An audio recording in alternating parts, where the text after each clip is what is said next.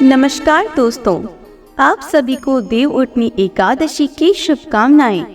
आज इस वीडियो में हम आपको देव उठनी एकादशी की व्रत कथा सुनाएंगे।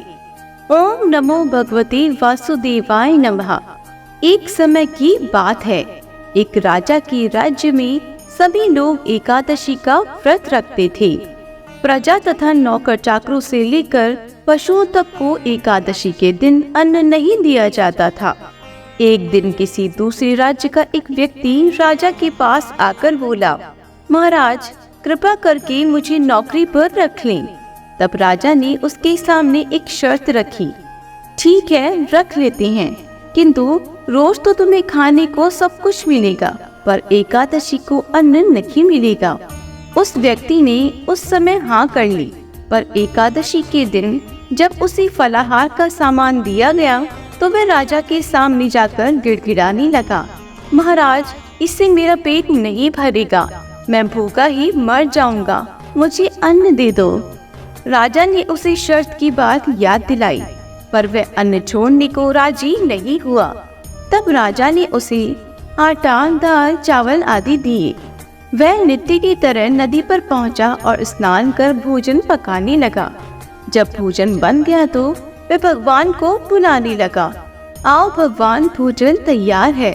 उसके बुलाने पर पीताम्बर धारण किए भगवान चतुर्भुज रूप में आ पहुँचे तथा प्रेम से उसके साथ भोजन करने लगे।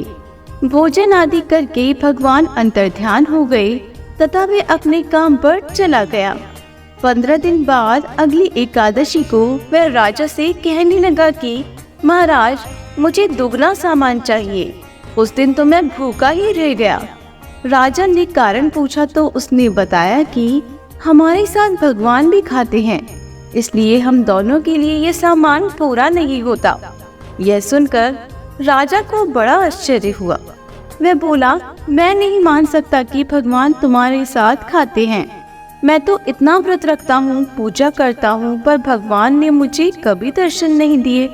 राजा की बात सुनकर वह बोला, महाराज यदि विश्वास न हो तो साथ चलकर देख लें। राजा एक पेड़ के पीछे छिपकर बैठ गया। उस व्यक्ति ने भोजन बनाया तथा भगवान को शाम तक पुकारता रहा, परंतु भगवान न आए।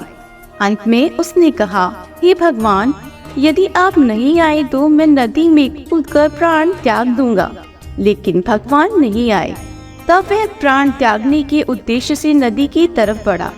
प्राण त्यागने का उसका दृढ़ इरादा जान शीघ्र ही भगवान ने प्रकट होकर उसे रोक लिया और साथ बैठकर भोजन करने लगे। खा पी कर वे उसे अपने विमान में बिठाकर अपने धाम ले गए। यह देख राजा ने सोचा कि व्रत उपवास से तब तक कोई फायदा नहीं होता जब तक मन शुद्ध न हो। इससे राजा को ज्ञान मिला। वह भी मन में व्रत उपवास करने लगा और अंत में स्वर्ग को प्राप्त हुआ। बोलो विष्णु भगवान की जय हो। आशा करते हैं कि आपको यह वीडियो पसंद आया होगा। इसी तरह के और भी वीडियोस को देखने के लिए हमारे चैनल को लाइक, शेयर एंड सब्सक्राइब जरूर करें। धन्यवाद।